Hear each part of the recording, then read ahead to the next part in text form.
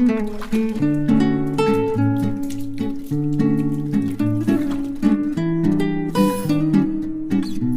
Everyone, welcome back to our channel Chandra's home world. ಇವತ್ತಿನ ವಿಡಿಯೋದಲ್ಲಿ ಒಂದು ಪ್ರೊಡಕ್ಟಿವ್ ಡೇ ರುಟೀನ್ ನಿಮ್ಮ ಜೊತೆ ಶೇರ್ ಮಾಡ್ತಾ ಇದ್ದೀನಿ. ಈ ಒಂದು ಬ್ಯುಸಿ ಡೇ ರುಟೀನಲ್ಲಿ ನಿಮಗೆ ಉಪಯೋಗವಾಗುವಂಥ ಕೆಲವೊಂದು ಟಿಪ್ಸ್ ಆ್ಯಂಡ್ ಟ್ರಿಕ್ಸ್ನ ಈ ಒಂದು ವಿಡಿಯೋದಲ್ಲಿ ಒನ್ ಬೈ ಒನ್ ಶೇರ್ ಮಾಡ್ತಾ ಹೋಗ್ತೀನಿ. ಆದಷ್ಟು ವಿಡಿಯೋನ ಎಲ್ಲೂ ಸ್ಕಿಪ್ ಮಾಡ್ದಿರಾ ಕೊನೆವರೆಗೂ ನೋಡ್ತಾ ಹೋಗಿ. ವಿಡಿಯೋ ನೋಡೋದಕ್ಕಿಂತ ಮುಂಚೆ ನೀವೇನಾದರೂ ನಮ್ಮ ಚಾನಲ್ನ ಫಸ್ಟ್ ಟೈಮ್ ವಿಸಿಟ್ ಮಾಡ್ತಾ ಇದ್ರೆ ಈಗಲೇ ಸಬ್ಸ್ಕ್ರೈಬ್ ಮಾಡಿಕೊಂಡು ಪಕ್ಕದಲ್ಲಿರುವಂಥ ಬೆಲ್ ಐಕನ್ನ ಕ್ಲಿಕ್ ಮಾಡಿ. ಬೆಲ್ ಐಕನ್ ಕ್ಲಿಕ್ ಮಾಡಿ ಆಲ್ ಅನ್ನೋ ಆಪ್ಷನ್ ಕ್ಲಿಕ್ ಮಾಡೋದ್ರಿಂದ ನಾನು ನೆಕ್ಸ್ಟ್ ವಿಡಿಯೋ ಹಾಕಿದ ಕೂಡಲೇ ನಿಮಗೆ ನೋಟಿಫಿಕೇಶನ್ಸ್ ಅನ್ನೋದು ಬರುತ್ತೆ. ನೀವೇ ಫಸ್ಟಾಗಿ ನಮ್ಮ ವಿಡಿಯೋಸ್ನ ನೋಡ್ಬೋದು. Without delay let start the video. First ನಾನು ಮಲ್ಟಿಗ್ರೇನ್ ಆಟನ ರೆಡಿ ಮಾಡ್ಕೊಳ್ತಾ ಇದ್ದೀನಿ. ಈ ಒಂದು ಗೋಧಿ ಹಿಟ್ಟನ್ನ ರೆಡಿ ಮಾಡ್ಕೊಳ್ಳೋದಕ್ಕೋಸ್ಕರ ಬೇಕಾಗಿರುವಂತಹ ಕಾಳುಗಳನ್ನೆಲ್ಲ ಕೂಡ ವಾಶ್ ಮಾಡ್ಕೊಳ್ಳೋದಕ್ಕೋಸ್ಕರ ಒನ್ ಬೈ ಒನ್ ಎಲ್ಲದನ್ನ ತೆಗೆದಿಟ್ಕೊಳ್ತಾ ಇದ್ದೀನಿ. ಈ ಒಂದು ಕವರಲ್ಲಿ ನೋಡ್ತಾ ಇರುವಂಥ ಗೋಧಿ 4 kg ಇದೆ. ಸೊ ಆಲ್ಮೋಸ್ಟ್ ನಾನು ಎವ್ರಿ ಟೈಮ್ ಕೂಡ ಒಂದು 5 kg ಅಷ್ಟು ಗೋಧಿ ಹಿಟ್ಟನ್ನ ಒಂದೇ ಸರಿ ಮಾಡಿ ಇಟ್ಕೊಳ್ತೀನಿ.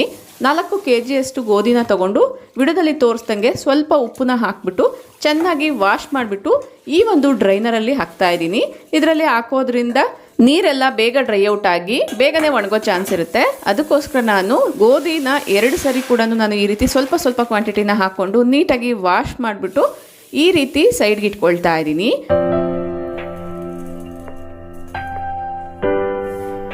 ಈಗ ಬೇರೆ ಕಾಳುಗಳನ್ನೆಲ್ಲ ಕೂಡ ನಾನು ಸಪ್ರೇಟಾಗಿ ವಾಶ್ ಮಾಡ್ಕೊಳ್ಳೋದಕ್ಕೋಸ್ಕರ ಈ ರೀತಿ ಬೌಲಲ್ಲಿ ಹಾಕ್ಕೊಳ್ತಾ ಇದ್ದೀನಿ. ಇಲ್ಲಿ ಏನೇನು ತೊಗೊಂಡಿದ್ದೀನಿ, ಎಷ್ಟು ಕ್ವಾಂಟಿಟಿಯಲ್ಲಿ ತೊಗೊಂಡಿದ್ದೀನಿ ಅನ್ನೋದನ್ನು ನಾನು ಸೈಡಲ್ಲಿ ಮೆನ್ಷನ್ ಮಾಡ್ತೀನಿ. ಆಗ ನಿಮಗೆ ಕ್ಲಾರಿಫಿಕೇಷನ್ ಅದು ಸಿಗುತ್ತೆ. ಸೊ ಈ ಕಾಳುಗಳಿಗೆಲ್ಲ ಕೂಡ ಸ್ವಲ್ಪ ಉಪ್ಪನ್ನು ಹಾಕ್ಬಿಟ್ಟು ಚೆನ್ನಾಗಿ ವಾಶ್ ಮಾಡ್ಕೊಳ್ತಾ ಇದ್ದೀನಿ. ಒಂದು 4-5 ಸರಿ ಆದರೂ ಕೂಡ ವಾಶ್ ಮಾಡಲೇಬೇಕಾಗತ್ತೆ. ರಾಗಿ ಕೂಡ ತೊಗೊಂಡಿರೋದ್ರಿಂದ ಆದಷ್ಟು ರಾಗಿನ ಕ್ಲೀನಾಗಿರೋಂಥದ್ದು ತೊಗೊಳ್ಬೇಕು. ಇಲ್ಲಾಂದರೆ ರಾಗಿನ ಸಪ್ರೇಟಾಗಿ ವಾಶ್ ಮಾಡ್ಕೊಂಡ್ರೆ ಬೆಟರು. ಇದರೆಲ್ಲದ್ರ ಜೊತೆಗೆ ಒಂದು 200-300 ಗ್ರಾಮ್ ಅಷ್ಟು ಓಟ್ಸ್ನ ತೊಗೊಳ್ಬೇಕಾಗುತ್ತೆ. ಬಟ್ ನಾನಿಲ್ಲಿ ಓಟ್ಸ್ ವಾಶ್ ಮಾಡ್ತಾ ಇಲ್ಲ. ಫೈನಲ್ ಆಗಿ ಎಲ್ಲದನ್ನು ಒಣಗಿಸಿದಾದ್ಮೇಲೆ ಓಟ್ಸ್ನ ಕೂಡ ಮಿಕ್ಸ್ ಮಾಡಿಬಿಟ್ಟು ಆಮೇಲೆ ಮಿಲ್ ಮಾಡಿಸ್ಕೊಂಡು ಬರ್ತೀನಿ. ಈಗ ಇಲ್ಲಿ ತೊಳೆದಿಟ್ಕೊಂಡಿರುವಂತಹ ಎಲ್ಲ ಕಾಳುಗಳನ್ನ ಕೂಡ ಚೆನ್ನಾಗಿ ಬಿಸಿಲಲ್ಲಿ ಒಣಗಾಕೋದಕ್ಕೋಸ್ಕರ ಒಂದು ದುಪ್ಪಟನ ಹಾಕ್ಬಿಟ್ಟು ಅದ್ರ ಮೇಲೆ ಕಾಳನ್ನ ಹಾಕ್ತಾ ಇದ್ದೀನಿ. ಇನ್ನು ನಿಮ್ಮ ಟೆರೆಸಲ್ಲಿ ಏನಾದ್ರು ಧೂಳೆಲ್ಲ ಜಾಸ್ತಿ ಇದೆ ಅನ್ನೋದಾದರೆ ಆದಷ್ಟು ಆ ಒಂದು ಪ್ಲೇಸ್ನ ವಾಶ್ ಮಾಡಿಬಿಟ್ಟು ಆಮೇಲೆ ಈ ರೀತಿ ಒಣಗಾಕಿದ್ರೇ ಬೆಟರು. ಇಲ್ಲಾಂದರೆ ಧೂಳೆಲ್ಲ ಕೂಡ ಅಬ್ಸರ್ವ್ ಆಗೋ ಚಾನ್ಸ್ ಇರುತ್ತೆ. ನೋಡಿ, ಈ ರೀತಿ ಎಲ್ಲದನ್ನು ಕೂಡ ಒಣಗಾಕಿದ ಆದಮೇಲೆ ಇದ್ರ ಮೇಲೆ ಕೂಡ ಧೂಳು ಬೀಳುತ್ತೇನೋ ಅನ್ನೋದ್ರಿಂದ ಒಂದು ದುಪ್ಪಟನ ಈ ರೀತಿಯಾಗಿ ಕವರ್ ಮಾಡ್ತಾ ಇದ್ದೀನಿ. ತೆಳ್ಳಗಿರುವಂಥ ಬಟ್ಟೆನ ಕವರ್ ಮಾಡೋದಾದರೆ ಧೂಳೆಲ್ಲ ಕೂಡ ಅವಾಯ್ಡ್ ಆಗುತ್ತೆ. ಸೊ ಈ ರೀತಿ ನಾನು ಕವರ್ ಮಾಡಿಬಿಟ್ಟು ಸೈಡಲ್ಲೆಲ್ಲ ಕೂಡ ಮಗ್ಗಲ್ಲಿ ನೀರು ಹಿಡಿದ್ಬಿಟ್ಟು ಸೈಡಲ್ಲಿ ಇಡ್ತಾ ಇದ್ದೀನಿ. ಅಂದರೆ ಗಾಳಿಗೆ ಕೂಡ ಬಟ್ಟೆ ಆ ಕಡೆ ಈ ಕಡೆ ಮೂವ್ ಆಗಬಾರ್ದು ಅನ್ನೋದ್ರಿಂದ. ನೆಕ್ಸ್ಟ್ ಈಗ ನಾನು ಹೊಸ ಪೊರಕೆನ ಕ್ಲೀನ್ ಮಾಡ್ಕೊಳ್ಳೋಣ ಅಂತ ಬಂದಿದ್ದೀನಿ. ಹೊಸ ಪೊರಕೆನ ತೊಗೊಂಡಾಗ ಧೂಳು ಅನ್ನೋದು ಜಾಸ್ತಿ ಇರುತ್ತೆ ಅಲ್ವಾ, ಅದನ್ನು ಸರಿಯಾಗಿ ಕ್ಲೀನ್ ಮಾಡಿಲ್ಲ ಅನ್ನೋದಾದರೆ ಕಸ ಗುಡಿಸ್ಬೇಕಾದ್ರೆ ಪ್ರತಿ ಸರಿ ಕೂಡ ಆ ಒಂದು ಪೊರಕೆ ಧೂಳೆ ಜಾಸ್ತಿ ಇರುತ್ತೆ. ಅದಕ್ಕೋಸ್ಕರ ವಿಡಿಯೋದಲ್ಲಿ ತೋರಿಸ್ದಂಗೆ ಜಸ್ಟ್ ಈ ರೀತಿ ಟ್ಯಾಪ್ ಮಾಡಿಕೊಂಡು ಫಸ್ಟಿಗೆ ನಾನು ಕವರಲ್ಲಿರುವಂತಹದ್ದೆಲ್ಲ ಕೂಡ ಈ ರೀತಿ ಸೈಡಿಗೆ ತೆಕ್ಕೊಳ್ತಾ ಇದ್ದೀನಿ. ಅಂದರೆ ಪೊರಕೆ ಕವರ್ ಏನಿರುತ್ತೆ ಅದನ್ನು ಓಪನ್ ಮಾಡೋದಕ್ಕಿಂತ ಮುಂಚೆನೇ ಒಂದ್ಸರಿ ಟ್ಯಾಪ್ ಮಾಡೋದಾದರೆ ಸ್ವಲ್ಪ ಧೂಳೆಲ್ಲ ಕೂಡ ಕವರಲ್ಲೇ ಕಲೆಕ್ಟ್ ಆಗಿರುತ್ತೆ. ನೆಕ್ಸ್ಟ್ ವಿಡಿಯೋದಲ್ಲಿ ತೋರಿಸ್ದಂಗೆ ಈ ರೀತಿ ಸ್ವಲ್ಪ ರಫ್ ಆಗಿರುವಂಥ ಸರ್ಫೇಸಲ್ಲಿ ನಾನು ಟ್ಯಾಪ್ ಮಾಡ್ತಾ ಇದ್ದೀನಿ. ಅದರ್ವೈಸ್ ನೀವು ಈ ರೀತಿ ಬಟ್ಟೆ ಒಗೆಯುವಂಥ ಬ್ರಷ್ ಎಲ್ಲ ಏನಿರುತ್ತೆ ಆ ಒಂದು ಬ್ರಷ್ ಸಹಾಯದಿಂದ ಕೂಡ ಬ್ರಷ್ ಮಾಡ್ಕೊಳ್ಬೋದು. ಇಲ್ಲ ಅನ್ನೋದಾದರೆ ತಲೆ ಬಾಚುವಂಥ ಬಾಚಣಿಗೆ ಬರುತ್ತೆ ಅಲ್ವಾ, ಅದರಿಂದ ಕೂಡ ನೀವು ಈ ರೀತಿ ಮಾಡ್ಕೊಳ್ಬೋದು. ಈ ರೀತಿ ಮಾಡೋದ್ರಿಂದ ತುಂಬ ಧೂಳು ಅನ್ನೋದು ಬಂದ್ಬಿಡುತ್ತೆ. ಒಂದು ವೇಳೆ ರಫ್ ಸರ್ಫೇಸ್ ಏನಾದರೂ ಇದ್ದರೆ ವಿಡಿಯೋದಲ್ಲಿ ತೋರಿಸ್ದಂಗೆ ಕೈಯಲ್ಲಿ ಈ ರೀತಿ ರಬ್ ಮಾಡಿ, ಈ ರೀತಿ ರಬ್ ಮಾಡೋದ್ರಿಂದ ಕೂಡ ಮೈನ್ಯೂಟ್ ಡಸ್ಟ್ ಎಲ್ಲ ಏನಿರುತ್ತೆ ಅದು ಈಸಿಯಾಗಿ ಬಂದ್ಬಿಡುತ್ತೆ. ಒಂದು ವೇಳೆ ನಿಮಗೆ ರಫ್ ಸರ್ಫೇಸ್ ಅವೈಲಬಲ್ ಇಲ್ಲ ಅನ್ನೋದಾದರೆ ಬಾಚಣಿಗೆ ಅಥವಾ ಬ್ರಷ್ ಸಹಾಯದಿಂದ ಧೂಳೆಲ್ಲ ಕೂಡ ರಿಮೂವ್ ಮಾಡ್ಕೊಳ್ಬೋದು. ಈಗ ನಾನು ಚೆಕ್ ಮಾಡ್ಕೊಳ್ತಾ ಇದ್ದೀನಿ ಕಸ ಗುಡಿಸಿದಾಗ ಎಷ್ಟು ಧೂಳು ಬರುತ್ತೋ ಇಲ್ವಾ ಅಂತ.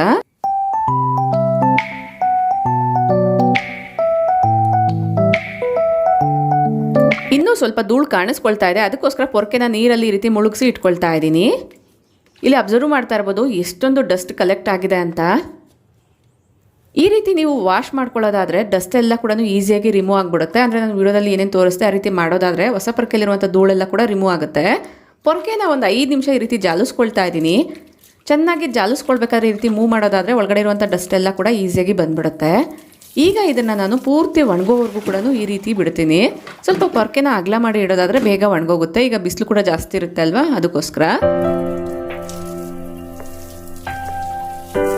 ಈ ಎಕ್ಸ್ಟ್ರಾ ಕೆಲಸಗಳೆಲ್ಲ ಸ್ಟಾರ್ಟ್ ಮಾಡೋದಕ್ಕಿಂತ ಮುಂಚೆ ಬೆಳಗಿನ ಬ್ರೇಕ್ಫಾಸ್ಟ್ಗೋಸ್ಕರ ನಾನು ದೋಸೆನ ಮಾಡಿದ್ದೆ. ಯೂಶ್ವಲಿ ನಾನು ಮಿಲ್ಲೆಟ್ಸ್ ದೋಸೆ ಅಥವಾ ಮಲ್ಟಿಗ್ರೇನ್ ದೋಸೆನ ಮಾಡ್ತಿರ್ತೀನಿ. ಇವತ್ತಿನ ನಾನು ಪ್ಲೈನ್ ದೋಸೆನ ಮಾಡಿದ್ದೆ.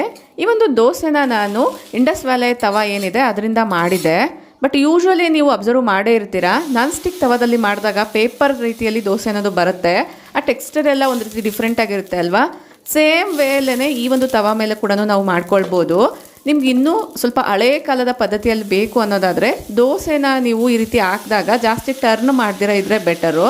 ಅಂದರೆ ಸ್ವಲ್ಪ ಮಂದವಾಗಿ ಹಾಕೋದಾದರೆ ನಿಮಗೆ ಹಳೇ ಕಾಲದ ತವಗಳಲ್ಲಿ ಮಾಡಿರುವಂಥ ದೋಸೆ ಅಂದರೆ ಮೇಲೆ ಕ್ರಿಸ್ಪಿಯಾಗಿ ಒಳಗಡೆ ಸ್ವಲ್ಪ ಸ್ಪಾಂಜಿಯಾಗಿ ಸಾಫ್ಟ್ ಆಗಿರುತ್ತಲ್ವ, ಆ ರೀತಿ ಸಿಗುತ್ತೆ. ಅದೇ ನಿಮಗೆ ಪೇಪರ್ ದೋಸೆ ರೀತಿ ಬೇಕು, ನಾನ್ ಸ್ಟಿಕ್ ಪ್ಯಾನಲ್ಲಿ ಮಾಡ್ತಾರ ದೋಸೆ ಬೇಕು ಅನ್ನೋದಾದರೆ ಸ್ವಲ್ಪ ತೆಳ್ಳಗೆ ಹಾಕೋದಾದರೆ ನಿಮಗೆ ತುಂಬ ಪರ್ಫೆಕ್ಟ್ ಆಗಿರುವಂಥ ದೋಸೆ ಅನ್ನೋದು ಬರುತ್ತೆ. ನಿಮ್ಮ ಟೇಸ್ಟ್ಗೆ ಅನುಗುಣವಾಗಿ ನೀವು ಇದರಲ್ಲಿ ದೋಸೆನ ಮಾಡ್ಕೊಳ್ಬೋದು. ಸೆಟ್ ದೋಸೆ ಕೂಡ ಮಾಡ್ತಾ ಇದ್ದೀನಿ. ಒಂದು ವೇಳೆ ನಿಮ್ಗೇನಾದರೂ ಈ ತವ ಬೇಕು ಅನ್ನೋದಾದರೆ ನಾನು ಇದ್ರ ಲಿಂಕ್ನ ಡಿಸ್ಕ್ರಿಪ್ಷನಲ್ಲಿ ಕೊಟ್ಟಿರ್ತೀನಿ, ಇಂಟ್ರೆಸ್ಟ್ ಇರೋರು ಚೆಕ್ ಮಾಡಿ. ಅಷ್ಟೇ ಅಲ್ಲ, ಇಂಡಸ್ ವ್ಯಾಲಿ ವೆಬ್ಸೈಟಲ್ಲಿ ನೀವು ಯಾವುದೇ ವಸ್ತುನ ತೊಗೊಳ್ಬೇಕಂದ್ರೂ ಕೂಡ ನಾನು ಕೊಡುವಂಥ ಕೂಪನ್ ಕೋಡ್ನ ಅಪ್ಲೈ ಮಾಡೋದಾದರೆ ನಿಮಗೆ 12% ಕೂಡ ಡಿಸ್ಕೌಂಟ್ ಸಿಗುತ್ತೆ. ಇಂಟ್ರೆಸ್ಟ್ ಇರೋರು ಚೆಕ್ ಮಾಡ್ಬೋದು. ನೀವು ಅಪ್ಲೈ ಮಾಡಿದ್ರೆ ಮಾತ್ರನೇ 12% ಡಿಸ್ಕೌಂಟ್ ಅನ್ನೋದು ಸಿಗುತ್ತೆ. ಒಂದು ವೇಳೆ ಅಪ್ಲೈ ಮಾಡಿಲ್ಲ ಅನ್ನೋದಾದರೆ ನಿಮಗೆ ಡಿಸ್ಕೌಂಟ್ ಅನ್ನೋದು ಸಿಗಲ್ಲ. ನೀವು ಬೇಕಂದರೆ ಚೆಕ್ ಮಾಡ್ಕೊಳ್ಳಿ.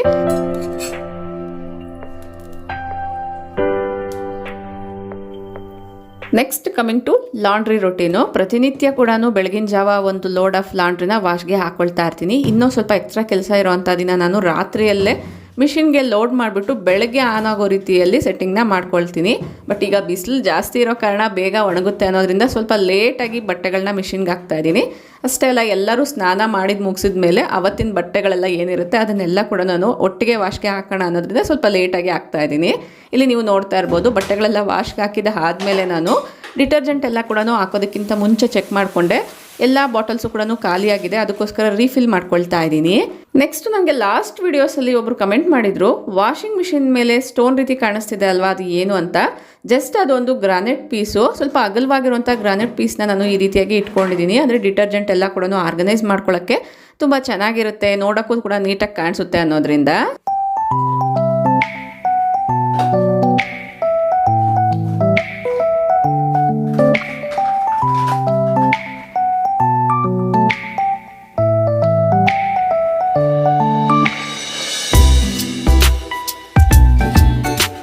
ಡಿಟರ್ಜೆಂಟ್ ಎಲ್ಲ ನೀಟಾಗಿ ಆರ್ಗನೈಸ್ ಮಾಡಿದಾದಮೇಲೆ ಆ ಒಂದು ಪ್ಲೇಸ್ನ ಕೂಡ ನೀಟಾಗಿ ವೈಪ್ ಮಾಡಿಬಿಟ್ಟು ಈಗ ಮಿಷಿನ್ನ ಆನ್ ಮಾಡ್ತಾ ಇದ್ದೀನಿ. ಟೆರೆಸ್ಗೆಗೂ ಬಂದಿದ್ನಲ್ವ, ಅದಕ್ಕೋಸ್ಕರ ನಾನು ಕೆಲವೊಂದು ಹಾರ್ವೆಸ್ಟಿಂಗ್ ಅನ್ನೋದು ಮಾಡಬೇಕಾಗಿತ್ತು, ಸ್ಟ್ರಾಬೆರೀಸ್ ಎಲ್ಲ ಕೂಡ. ಅದಕ್ಕೋಸ್ಕರ ಈ ಒಂದು ಬುಟ್ಟಿನ ತೊಗೊಂಡು ಬಂದಿದ್ದೀನಿ. ಹರ್ಬಲ್ ಏರ್ ಆಯಿಲ್ ಮಾಡೋದಕ್ಕೋಸ್ಕರ ಕೆಲವೊಂದು ಇಂಗ್ರೀಡಿಯೆಂಟ್ಸ್ ಕೂಡ ಬೇಕಾಗಿತ್ತು. ದಾಸವಾಳ, ಅಲೋವೆರಾ ಎಲ್ಲದನ್ನ ಕೂಡ ನಾನೀಗ ಕಟ್ ಮಾಡ್ಕೊಳ್ತಾ ಇದ್ದೀನಿ.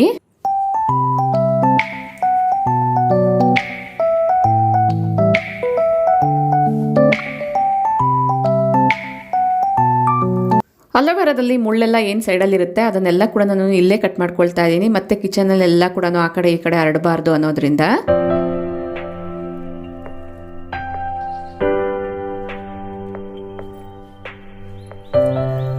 ನೆಕ್ಸ್ಟು ನಾನು ಲಾಸ್ಟ್ ವಿಡಿಯೋದಲ್ಲಿ ನಿಮಗೆ ಸ್ಟ್ರಾಬೆರೀಸ್ನೆಲ್ಲ ತೋರಿಸಿದ್ದೆ ಅಲ್ವಾ. ಸೊ ಈ ಒಂದು ಸ್ಟ್ರಾಬೆರೀಸ್ನ ಕೂಡ ಹಾರ್ವೆಸ್ಟ್ ಮಾಡ್ಕೊಳ್ತಾ ಇದ್ದೀನಿ. ಇನ್ನು ಲಾಸ್ಟ್ ವಿಡಿಯೋಗೆ ಒಬ್ಬರು ಕಮೆಂಟ್ ಮಾಡಿದ್ರು, ನೀವು ಸ್ಟ್ರಾಬೆರಿನ ಯಾವ ರೀತಿ ಪ್ರೊಪಗೇಟ್ ಮಾಡಿದ್ರೆ ತಿಳಿಸ್ಕೊಡಿ ಅಂತ.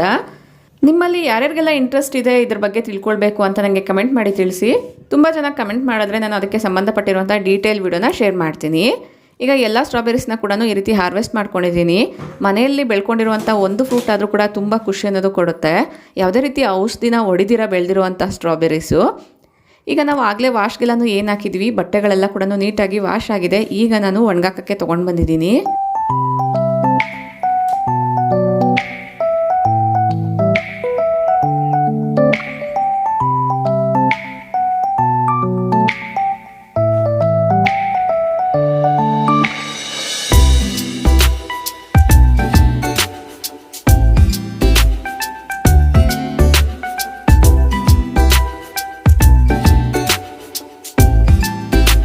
ಯೂಶ್ವಲಿ ಬೆಳಗಿನ ಜಾವ ಇಲ್ಲಿ ಜಾಸ್ತಿ ಬಿಸಿಲಿರುತ್ತೆ.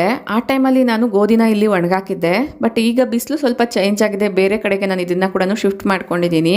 ಪೊರ್ಕೆ ಕೂಡ ಚೆನ್ನಾಗಿ ಒಣಗೋಗಿದೆ. ಈಗ ಇನ್ನೊಂದ್ಸರಿ ಚೆಕ್ ಮಾಡ್ತಾ ಇದ್ದೀನಿ, ಇದರಲ್ಲಿ ಧೂಳು ಇನ್ನೂ ಎಕ್ಸ್ಟ್ರಾ ಏನಾದರೂ ಇದೆಯಾ ಇಲ್ವಾ ಅಂತ. ತುಂಬ ಪರ್ಫೆಕ್ಟ್ ಆಗಿ ಇದರಲ್ಲಿರುವಂಥ ಧೂಳೆಲ್ಲ ಕೂಡ ನೀಟಾಗಿ ಕ್ಲೀನ್ ಆಗಿದೆ. ಡೆಫಿನೆಟ್ಲಿ ಈ ಒಂದು ಐಡಿಯಾ ಪ್ರತಿಯೊಬ್ಬರಿಗೂ ಕೂಡ ಯೂಸ್ಫುಲ್ ಆಗುತ್ತೆ ಅಂತ ಅನ್ಕೊಂಡಿದ್ದೀನಿ. ಇಷ್ಟ ಆದರೆ ಲೈಕ್ ಮಾಡಿ.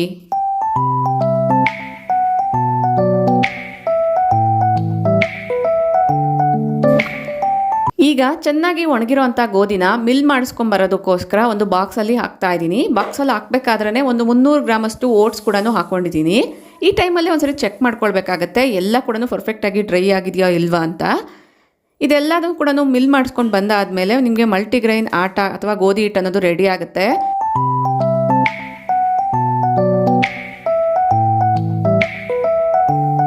ವೆಯ್ಟ್ ಲಾಸ್ ಮಾಡೋ ಅಂಥವ್ರು ಡೆಫಿನೆಟ್ಲಿ ಟ್ರೈ ಮಾಡಬೇಕಾಗಿರೋವಂಥ ಒಂದು ಪೌಡರ್ ಅಂತಲೇ ಹೇಳ್ಬೋದು. ಈ ಒಂದು ವಿಡಿಯೋ ಎಲ್ಲ ಶೂಟ್ ಮಾಡ್ಕೊಂಡಿರುವಂಥದ್ದು ಗುರುವಾರದ ದಿನ. ನೆಕ್ಸ್ಟ್ ಡೇ ಶುಕ್ರವಾರ ಆಗಿರೋ ಕಾರಣ ಪೂಜೆಗೆ ಬೇಕಾಗಿರುವಂಥ ಹೂಗಳನ್ನ ಈ ರೀತಿ ನಾನು ತೊಟಗಳನ್ನ ತೆಗೆದು ಇಡ್ತಾ ಇದ್ದೀನಿ ಹೂವಿನ ಹಾರಗಳನ್ನ ಮಾಡೋದಕ್ಕೋಸ್ಕರ. ಇದರಲ್ಲಿ ಕೆಲವೊಂದು ಫ್ರೆಶ್ ಆಗಿರುವಂಥ ಹೂಗಳು ಇದ್ದಾವೆ, ಕೆಲವೊಂದು ಸ್ವಲ್ಪ ಒಣಗಿರುವಂಥ ಹೂಗಳು ಕೂಡ ಇದ್ದಾವೆ. ಅದೆಲ್ಲ ಕೂಡ ಸಪ್ರೇಟ್ ಮಾಡಿ ಇಟ್ಕೊಳ್ತಾ ಇದ್ದೀನಿ. ಸಪ್ರೇಟ್ ಎಲ್ಲ ಮಾಡಿದಾದ್ಮೇಲೆ ಈಗ ನಾನು ಸಪ್ರೇಟಾಗಿ ಹೂವಿನ ಹಾರಗಳನ್ನ ಮಾಡ್ಕೊಳ್ತಾ ಇದ್ದೀನಿ. ಹಾರಗಳೆಲ್ಲ ಮಾಡಿದಾದ್ಮೇಲೆ ಈ ರೀತಿಯಾಗಿ ಕಾಣಿಸ್ತಾ ಇದೆ. ಕೂದಲಿಗೆ ಹಚ್ಚೋದಕ್ಕೋಸ್ಕರ ನಾನು ಈ ರೀತಿ ಹರ್ಬಲ್ ಏರ್ ಆಯಿಲ್ನ ಮನೆಯಲ್ಲೇ ಮಾಡ್ಕೊಂಡಿದ್ದೆ. ಇದಕ್ಕೆ ಸಂಬಂಧಪಟ್ಟಿರುವಂಥ ಕೆಲವೊಂದು ಕ್ಲಿಪ್ಪಿಂಗ್ಸ್ನ ಕೂಡ ನಾನು ಲಾಸ್ಟ್ ವಿಡಿಯೋದಲ್ಲಿ ಆ್ಯಡ್ ಮಾಡಿದ್ದೀನಿ, ಯಾವ್ಯಾವ ಕೂದಲ ಸಮಸ್ಯೆಗೆ ಯಾವ್ಯಾವ ರೀತಿ ಪ್ರಾಡಕ್ಟ್ಸ್ನ ಆ್ಯಡ್ ಮಾಡಬೇಕು ಅಂತ. ಸೊ ಆಯಿಲೆಲ್ಲ ಕೂಡ ಚೆನ್ನಾಗೇ ಆಗಿದೆ. ಸ್ವಲ್ಪ ಆಯಿಲ್ನ ತೊಗೊಂಡು ಉಗುರು ಬೆಚ್ಚಗೆ ಮಾಡ್ಕೊಂಡಿದ್ದೀನಿ, ಅಂದರೆ ಡಬಲ್ ಬಾಯ್ಲಿಂಗ್ ಮೆಥಡಲ್ಲಿ ಉಗುರು ಬೆಚ್ಚಗೆ ಮಾಡಿಕೊಂಡು ಈ ಒಂದು ಆಯಿಲ್ನ ನಾನೀಗ ತಲೆಗೆ ಹಚ್ಕೊಳ್ತಾ ಇದ್ದೀನಿ. ತಲೆಗೆ ಹಚ್ಕೊಳ್ಳೋದಕ್ಕಿಂತ ಮುಂಚೆ ಒಂದ್ಸರಿ ಸಿಕ್ಕೆಲ್ಲ ಕೂಡ ನೀಟಾಗಿ ಬಿಡಿಸ್ಕೊಂಡು ಆಮೇಲೆ ಹಚ್ಕೊಳ್ಬೇಕಾಗುತ್ತೆ. ಇಲ್ಲ ಅನ್ನೋದಾದರೆ ನಾವು ಆಯಿಲ್ ಅಪ್ಲೈ ಮಾಡಬೇಕಾದ್ರೆ ನಮ್ಮ ಕೈ ಜೊತೆಗೇ ಕೆಲವೊಂದು ಏರ್ಸ್ ಎಲ್ಲ ಏನು ಉದುರೋಗೋ ಅಂಥದ್ದಿರುತ್ತೆ ಅದೆಲ್ಲ ಕೂಡ ಕೈಗೆ ಬರ್ತಾ ಇರುತ್ತೆ. ನೀಟಾಗಿ ಒಂದ್ಸರಿ ಸಿಕ್ಕೆಲ್ಲ ಬಿಡಿಸಿದ ಆದಮೇಲೆ ಈಗ ನಾನು ಕೂದಲನ್ನ ಬುಡಕ್ಕೆ ನೀಟಾಗಿ ಎಣ್ಣೆನ ಅಪ್ಲೈ ಮಾಡ್ತಾ ಇದ್ದೀನಿ. ಸ್ವಲ್ಪ ಬೆಚ್ಚಗಿರುವಂಥ ಆಯಿಲ್ನ ಅಪ್ಲೈ ಮಾಡಿದಾಗ, ಸ್ಪೆಷಲಿ ವಿಂಟರಲ್ಲಿ ಏನಾಗುತ್ತೆ ಅಂದರೆ ತುಂಬ ತಂಪಾಗಿರುತ್ತೆ ಅಲ್ವಾ, ಅದರಿಂದ ಕೂಡ ಕೂದಲು ಉದುರೋ ಸಮಸ್ಯೆ ಇರುತ್ತೆ. ಅದಕ್ಕೋಸ್ಕರ ಆದಷ್ಟು ಉಗುರು ಬೆಚ್ಚಗಿರುವಂಥ ಎಣ್ಣೆನ ಅಪ್ಲೈ ಮಾಡೋದಾದರೆ ಬ್ಲಡ್ ಸರ್ಕ್ಯುಲೇಷನ್ ಕೂಡ ಜಾಸ್ತಿ ಆಗಿ ಏರ್ ಗ್ರೋತ್ ಆಗೋ ಚಾನ್ಸ್ ಜಾಸ್ತಿನೇ ಇರುತ್ತೆ. ಈಗ ವಿಡಿಯೋದಲ್ಲಿ ತೋರಿಸ್ದಂಗೆ ಒಂದು 5 to 10 ಮಿನಿಟ್ಸ್ ಚೆನ್ನಾಗಿ ಮಸಾಜ್ ಮಾಡಿಕೊಂಡು 1 to 2 ಅವರ್ಸ್ ಬಿಟ್ಟು ಆಮೇಲೆ ತಲೆ ಸ್ನಾನ ಮಾಡ್ಕೊಳ್ಬೇಕಾಗುತ್ತೆ. ಅಷ್ಟರಲ್ಲಿ ನಾನು ಕೆಲವೊಂದು ಎಡಿಟಿಂಗ್ ವರ್ಕ್ಸ್ ಎಲ್ಲನೂ ಇದೆ, ಅದೆಲ್ಲ ಕೂಡ ಫಿನಿಶ್ ಮಾಡ್ಕೊಳ್ಳೋಣ ಅನ್ನೋದ್ರಿಂದ ಕೂತ್ಕೊಳ್ತಾ ಇದ್ದೀನಿ. ನೀವು ನೋಡೋ ಅಂಥ 15 to 20 ನಿಮಿಷ ವಿಡಿಯೋಗೆ ಮಿನಿಮಮ್ 2 to 3 ಅವರ್ಸ್ ಎಡಿಟಿಂಗ್ ಮಾಡೋಕ್ಕೆ ಟೈಮ್ ಬೇಕಾಗುತ್ತೆ. ಇನ್ನು ಇದಲ್ಲದೆ ವಿಡಿಯೋ ಶೂಟಿಂಗೋಸ್ಕರ ಎಕ್ಸ್ಟ್ರಾ ಟೈಮೇ ಬೇಕಾಗುತ್ತೆ. ಇಷ್ಟೆಲ್ಲ ಎಫರ್ಟ್ಸ್ ಹಾಕಿ ವಿಡಿಯೋನ ಮಾಡ್ತಾ ಇದ್ದೀವಿ ಅಂದರೆ ನಿಮ್ಗೆ ಇಷ್ಟ ಆದರೆ ಡೆಫಿನೆಟ್ಲಿ ಲೈಕ್ ಮಾಡಿ. ನಿಮ್ಮ ಸಪೋರ್ಟ್ ತುಂಬಾ ಮುಖ್ಯ ಆಗುತ್ತೆ ನೆಕ್ಸ್ಟ್ ನಿಮಗೆ ಇಂಟ್ರೆಸ್ಟಿಂಗ್ ಆಗಿರುವಂಥ ಕಂಟೆಂಟ್ನ ಶೇರ್ ಮಾಡೋದಕ್ಕೋಸ್ಕರ. ಗ್ರಾಸರೀಸ್ದು ಒಂದು ದೊಡ್ಡ ತಲೆನೋವಾಗಿದೆ. ನಾನು ತುಂಬ ಕಡೆ ಈ ಒಂದು ಗ್ರಾಸರೀಸ್ನ ಆರ್ಗನೈಸ್ ಮಾಡ್ಕೊಳ್ತಾ ಇರ್ತೀನಿ. ಇಲ್ಲೆಲ್ಲ ಏನು ನೋಡ್ತಿದ್ದೀರಾ, ಇಷ್ಟು ಕಡೆ ನಾನು ಗ್ರಾಸರೀಸ್ನ ಆರ್ಗನೈಸ್ ಮಾಡ್ಕೊಳ್ತಾ ಇರ್ತೀನಿ. ಎಲ್ಲ ಕಡೆ ಆರ್ಗನೈಸ್ ಮಾಡಬೇಕಾದ್ರೂ ನೀವು ಇಲ್ಲಿ ಒಂದು ಅಬ್ಸರ್ವ್ ಮಾಡ್ಬೋದು, ಎಲ್ಲಿ ನಿಮಗೆ ಫುಲ್ಲಾಗಿರುವಂಥ ಪಾಕೆಟ್ಸ್ ಕಾಣಿಸ್ತಾ ಇರುತ್ತೋ ಅಲ್ಲೆಲ್ಲ ನೀಟಾಗೇ ಇರುತ್ತೆ. ಎಲ್ಲಿ ಈ ರೀತಿ ಪಾಕೆಟ್ಸ್ ಎಲ್ಲನೂ ಯೂಸ್ ಮಾಡಿಕೊಂಡು ಕೆಲವೊಂದೆಲ್ಲ ಎಕ್ಸ್ಟ್ರಾ ಏನಿರುತ್ತೆ ಅದನ್ನು ಬಿಟ್ಟಿರ್ತೀವೋ ಲೆಫ್ಟ್ ಓವರ್ಸು, ಅಲ್ಲಿ ಮಾತ್ರ ತುಂಬ ಮೆಸ್ಸಿಯಾಗಿ ಆಗ್ತಾ ಇರುತ್ತೆ.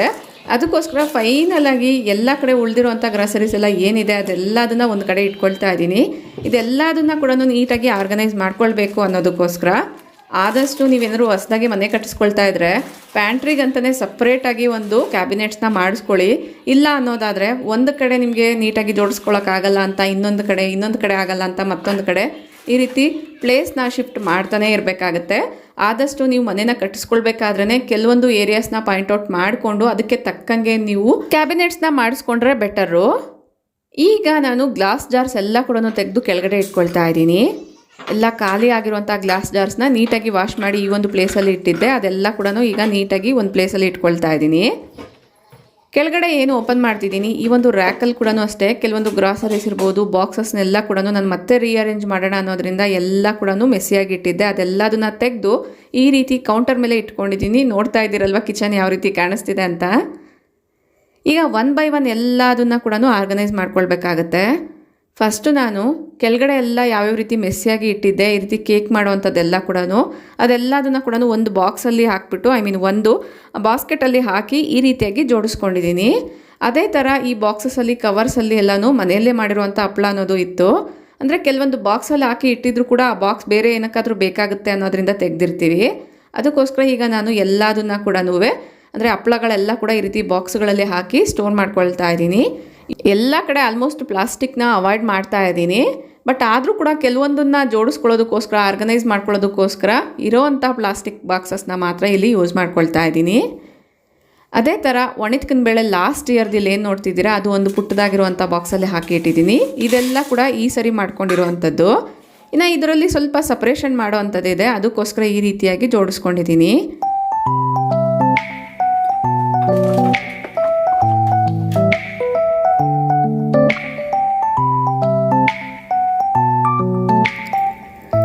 ಇನ್ನು ಕೆಲವೊಂದು ಬೇಳೆ ಎಲ್ಲ ಕೂಡ ಈ ರೀತಿ ಸ್ವಲ್ಪ ದೊಡ್ಡದಾಗಿರುವಂಥ ಬಾಕ್ಸಲ್ಲಿ ಹಾಕಿ ಇಡ್ತಾ ಇದ್ದೀನಿ. ಆದಷ್ಟು ಫ್ಯಾಮಿಲಿ ಸೈಜ್ಗೆ ತಕ್ಕಂಗೆ ನಾವು ಗ್ರಾಸರಿ ಹಾಕುವಂಥ ಕಂಟೈನರ್ಸ್ನ ಬೈ ಮಾಡಬೇಕಾಗತ್ತೆ. ಇಲ್ಲಿ ನೀವು ನೋಡ್ತಾ ಇರ್ಬೋದು ಸಾಂಬಾರ್ ಪೌಡರು ಆಲ್ಮೋಸ್ಟ್ ವರ್ಷಕ್ಕೆ 1 ಸಾರಿ ಅಥವಾ 2 ಸಾರಿ ಮಾಡ್ಕೊಳ್ತಾ ಇರ್ತೀವಿ. ಇನ್ನೇನು ಆಲ್ಮೋಸ್ಟ್ ಖಾಲಿ ಆಗಿದೆ. ಅದನ್ನು ಕೂಡ ಒಂದು ಪುಟ್ಟದಾಗಿರುವಂಥ ಬಾಕ್ಸಲ್ಲಿ ಹಾಕ್ಬಿಟ್ಟು ವಾಶ್ ಮಾಡೋಕ್ಕೆ ಹಾಕಿದ್ದೀನಿ. ನೆಕ್ಸ್ಟು ಈಗೆಲ್ಲ ಏನು ನೋಡ್ತಿದ್ದೀರಾ ಗ್ಲಾಸ್ ಕಂಟೈನರ್ಸು, ಇದೆಲ್ಲ 1 kg ಹಿಡಿಯುವಂಥ ಗ್ಲಾಸ್ ಕಂಟೈನರ್ಸು. ಆದಷ್ಟು ಇದರಲ್ಲಿ ಹಾಕುವಂಥ ಗ್ರಾಸರಿನ ಕೂಡ ಅಷ್ಟೇ 1 kg ಪಾಕೆಟ್ಸಲ್ಲಿ ತೊಗೊಂಡು ಬರೋದಾದರೆ ಅಟ್ ಎ ಟೈಮ್ ಒಂದೇ ಸರಿ ಹಾಕ್ಬೋದು.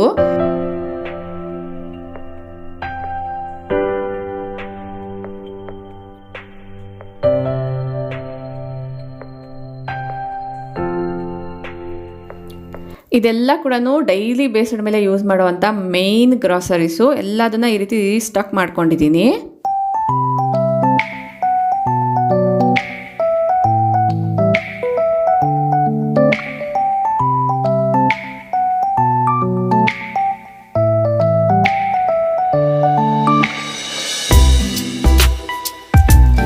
ಈ ಒಂದು ಶೆಲ್ಫ್ನ ಈ ರೀತಿ ನೀಟಾಗಿ ಅರೇಂಜ್ ಮಾಡ್ಕೊಂಡಿದ್ದೆ ಆದಮೇಲೆ ಮೇಲೆ ಶೆಲ್ಫ್ ಏನು ಕಾಣಿಸ್ತಿದೆ ಸ್ಟೀಲ್ ಬಾಕ್ಸ್ ಇರುವಂಥದ್ದು, ಅದರಲ್ಲೂ ಕೂಡ ಕೆಲವೊಂದು ಗ್ರಾಸರೀಸ್ ಅನ್ನೋದು ಖಾಲಿ ಆಗಿತ್ತು. ಅದೆಲ್ಲ ಕೂಡ ರೀಸ್ಟಾಕ್ ಮಾಡ್ಕೊಳ್ತಾ ಇದ್ದೀನಿ.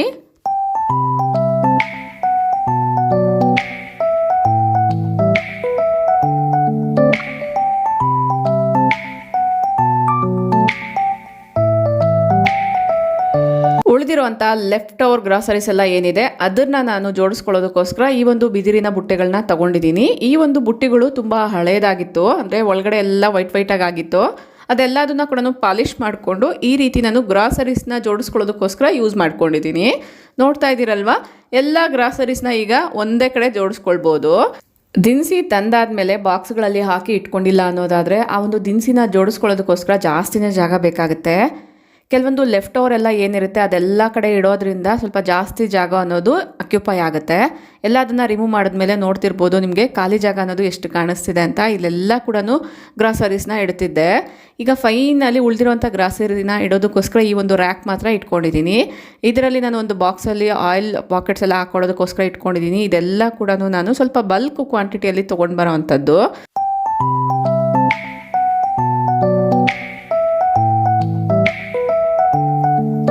ಐ ಹೋಪ್ ಈ ಒಂದು ವಿಡಿಯೋ ನಿಮ್ಗೆಲ್ಲರಿಗೂ ಕೂಡ ಡೆಫಿನೆಟ್ಲಿ ಯೂಸ್ಫುಲ್ ಆಗಿದೆ ಅಂತ ಅಂದ್ಕೊಳ್ತೀನಿ. ಯೂಸ್ಫುಲ್ ಆಯಿತು, ಇಂಟ್ರೆಸ್ಟಿಂಗ್ ಆಗಿತ್ತು ಅನಿಸಿದ್ರೆ ಈಗಲೇ ಒಂದು ಲೈಕ್ ಮಾಡಿ, ನಿಮ್ಮ ಫ್ರೆಂಡ್ಸ್ ಆ್ಯಂಡ್ ಫ್ಯಾಮಿಲಿ ಜೊತೆಗೂ ಶೇರ್ ಮಾಡಿ, ನಿಮ್ಮ ಅನಿಸಿಕೆ ಅಭಿಪ್ರಾಯಗಳನ್ನ ನನಗೆ ಕಮೆಂಟಲ್ಲಿ ತಿಳಿಸಿ. ಇದೇ ರೀತಿಯಾಗಿರುವಂಥ ಇನ್ನೊಂದು ಇಂಟ್ರೆಸ್ಟಿಂಗ್ ವೀಡಿಯೋಸ್ಗೋಸ್ಕರ ನೀವು ಇನ್ನೂ ಸಬ್ಸ್ಕ್ರೈಬ್ ಮಾಡ್ಕೊಂಡಿಲ್ಲ ಅಂದರೆ ಕೂಡಲೇ ಸಬ್ಸ್ಕ್ರೈಬ್ ಮಾಡಿಕೊಂಡು ಪಕ್ಕದಲ್ಲಿರುವಂಥ ಬೆಲ್ ಐಕನ್ನ ಕ್ಲಿಕ್ ಮಾಡಿ. ಇನ್ನೊಂದು ಇಂಟ್ರೆಸ್ಟಿಂಗ್ ಆಗಿರುವಂಥ ವಿಡಿಯೋ ಜೊತೆಗೆ ಮತ್ತೆ ಸಿಗ್ತೀನಿ. ಅಲ್ಲಿವರೆಗೂ ಟೇಕ್ ಕೇರ್, ಬಾಯ್ ಬಾಯ್, ನಮಸ್ತೆ, ಥ್ಯಾಂಕ್ ಯು ಫಾರ್ ವಾಚಿಂಗ್.